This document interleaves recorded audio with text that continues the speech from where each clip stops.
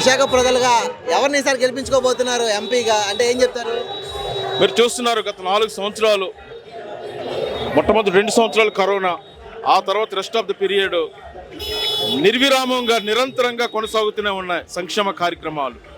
ఎక్కడ కూడా పేద ప్రజలకి ఇబ్బందులు లేకుండా, ఆర్థిక ఇబ్బందులు లేకుండా అనేక సంక్షేమ కార్యక్రమాలు దేశ చరిత్రలో, రాష్ట్ర చరిత్రలో ఏ నాయకుడు, ఏ పార్టీ చేయలేని సంక్షేమ కార్యక్రమం ఈరోజు మీరు చూస్తున్నారు. జనం ఏ విధంగా తరలి వస్తున్నారు, వాలంటీర్గా వస్తున్నారు జనాలు. ఎందుకంటే ఇటువంటి సంక్షేమ కావాలి, ప్రజలకు కావాలి, మానవ అభివృద్ధి కావాలి, హ్యూమన్ డెవలప్మెంట్ అనేది చాలా అవసరం. ఈ పరిస్థితుల్లో, రాజకీయ పరిస్థితుల్లో చూస్తున్నారు. కానీ సామాజిక పరిస్థితులు చూడాలి.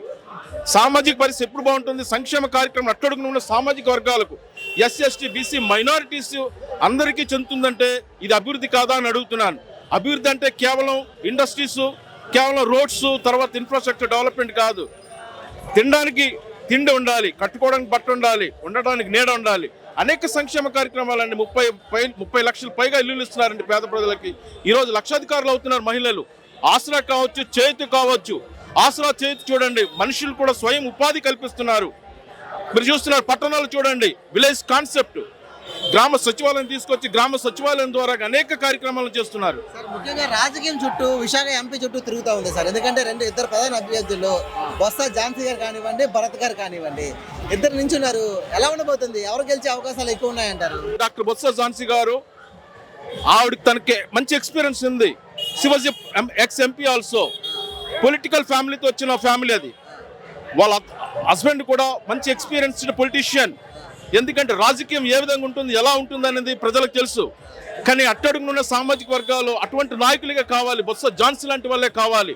ఆడపడుచులకి ఏ విధంగా ఎటువంటి అవకాశాలు వచ్చిన భవిష్యత్తులో లేడీసే చేయగలరు, హెల్ప్ చేయగలరు. బొత్స ఝాన్సీ గారికి ఎక్కువ అవకాశాలు ఉన్నాయి. గతంలో చూసారు, భరత్ గారు నించున్నారు. ఏమైంది చెప్పండి? ఏమైంది? ఏమీ లేదు. కాబట్టి గమనించాలి, ప్రజలు గమనిస్తారు. ఎవరికి అవకాశం కల్పిస్తారంటే ఈ రోజు బొత్స ఝాన్సీ గారు అఖండ మెజార్టీతో గెలుస్తారని మేము గంటాపదంగా చెప్తున్నాం. ఎందుకంటే బొత్స ఝాన్సీ గారు ఎందుకు గెలాలంటారు? బొత్స ఝాన్సీ ఇస్ ఎడ్యుకేషన్, ఆమె చదువుకున్న వ్యక్తి, సంస్కరణ వ్యక్తి, ఆడపడుచు. ఈ ప్రదేశంలో పుట్టారు, ఈ ప్రదేశం నుంచి విజయనగరంకి వెళ్ళారు, వాళ్ళ అత్తగారింటికి వెళ్ళారు. కానీ ఇక్కడ ఈ ప్రదేశానికి, ఈ విశాఖపట్నానికి సేవ చేయాలని ఒక మంచి సంకల్పం తనకు. ఆ సంకల్పంతో ప్రజలందరూ బ్రహ్మరథం పడుతున్నారు.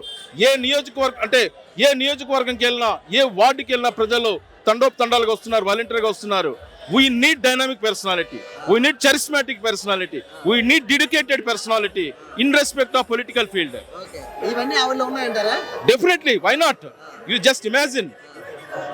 ఆవిడ ఇదివరలో ఎంపీ అయిందంటే ఆ సమస్య కాదండి. ఇప్పుడు మేము గెలిపిస్తాం, విశాఖపట్నం ప్రజలు గెలిపిస్తారు. కులాలకు మతాలకు అతీతంగా చెప్తున్నాను నేను. కులాల మతాలు అతీతంగా, whether she's a leader, dynamic leader or not, whether she's a fit for political life not, that she's a fit for political life. That's why Jaganmohan Reddy given that opportunity. We respect Jaganmohan Reddy, we respect our honourable chief minister. ఆయన ఎవరికి అవకాశం కల్పించినా వాళ్ళు గెలిపించుకుంటాం. మేము పదవుల కోసం పోరాటం లేదు, మా నాయకుడు జగన్మోహన్ రెడ్డి గారి కోసం పోరాడుతున్నాం. ఇది గమనించాలి మీరు. బొత్స ఝాన్సీ గారు గెలుస్తారంటారు? కానీ తప్పకుండా గెలుస్తారు.